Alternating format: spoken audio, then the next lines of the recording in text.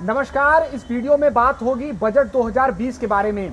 जैसा कि उम्मीद जताया जा रहा था कि काफ़ी चुनौतीपूर्ण होगा यह बजट, लेकिन अगर हम इस विषय पर हम बात करें तो टैक्स स्लैब में छूट से लेकर बाकी हर सेक्टर पर सरकार ने ध्यान दिया है। बात करें एग्रीकल्चर सेक्टर, हेल्थ सेक्टर और निश्चित तौर पर एजुकेशन सेक्टर पर भी जोर दिया है। लेकिन सबसे महत्वपूर्ण यहाँ पर सवाल ये उठता है कि जिस तरीके से निर्मला सीतारमण जी ने ये कहा कि 2020-21 तक आर्थिक विकास दर को 10% तक पहुंचाना ये लक्ष्य होगा। सबसे बड़ा मुद्दा ये है। इस बात पर आज हम चर्चा करेंगे। हमारे साथ जुड़े हैं मिथिलेश झा जी, इस मामले के बेहद जानकार, इस पर चर्चा करेंगे। सर, पहला तो सवाल ये है कि ये जो बजट आया है ये आम आदमी को कितना राहत पहुंचाएगा? ये बजट जो है आम आदमी के लिए ही है एक तरीके से, क्योंकि किसानों के लिए बहुत अच्छी स्थिति में 2,83,000 करोड़ रुपया जो है सिर्फ एग्रीकल्चर सेक्टर को दिया गया, बहुत बड़ी बात है। दूसरी चीज़ जो है middle class, lower middle class को जो इनकम टैक्स छूट की मांग रहती थी उसको भी जो है इन्होंने पूरा किया है। तीसरी बात, तमाम ऐसे विजन है जिस आधार पे कहा जा सकता है कि वो कुल मिला के एग्रीकल्चर सेक्टर को अपलिफ्ट करने का सारा रास्ता तैयार कर लिया गया है इस देश में। और अगर किसान स्वावलंबी हो गए, कि किसान आर्थिक रूप से निर्भर हो गए, तो समझ लीजिए ये देश बहुत महाशक्ति बनने की ओर जो है अग्रसित है एक तरीके से। दूसरा प्रश्न ये है जो सबसे महत्वपूर्ण है कि 10% ग्रोथ रेट अचीव होगा या नहीं होगा। तो मैं तो पहले से भी जानता हूं कि ये अचीव नहीं, ये ग्रोथ रेट का जो जीडीपी का ग्रोथ रेट कैलकुलेट करने का मेथड है वही अपने आप में जो है भ्रम पैदा करता है। उसमें क्या करते हैं, विपक्ष जो है लेके 1.5-2%, 2.5% कुछ भी जो है चिल्लाना शुरू करते हैं। तो हमारे पास जब दूसरा एक इंस्ट्रूमेंट है, क्रूड ऑयल के इंपोर्ट के द्वारा भी ग्रोथ रेट मेजर किया जा सकता है, और वहाँ हम अगर फोकस करते हैं तो आज भी मेरा ग्रोथ रेट जो है वह लगभग 7.35% के आसपास है। और थोड़ा सा रियल एस्टेट और ऑटोमोबाइल के निगेटिविटी को अगर घटा भी दिया जाए तो भी हम 6 के ऊपर बने हुए हैं।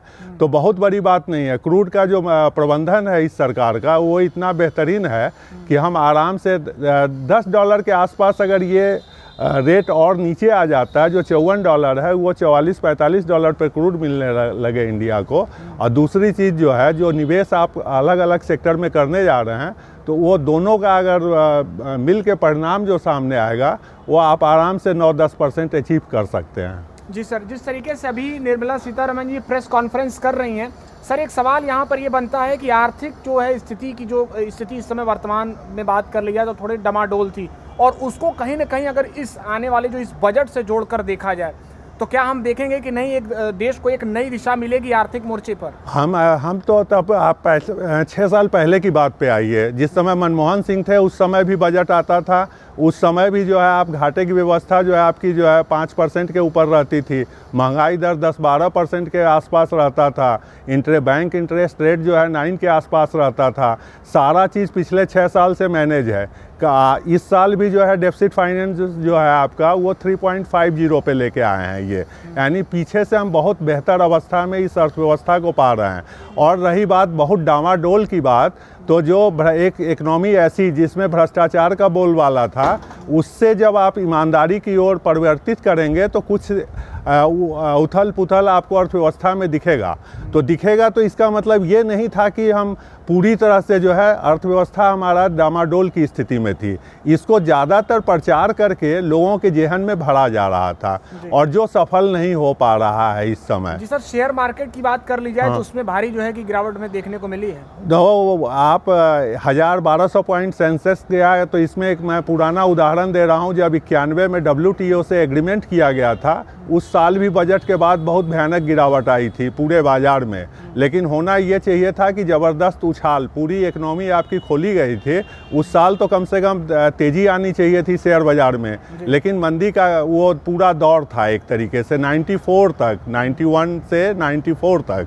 तो आप इस चीज़ से शेयर बाज़ार से आकलन नहीं कर सकते हैं कि ये बैरोमीटर है इकनॉमी का। अब ये है प्योर स्पेकुलेशन का। वहाँ गिरने का मतलब है कि वहाँ अगर इन्वेस्टर बाइंग पोजीशन में रहा होगा तो ये गिरा।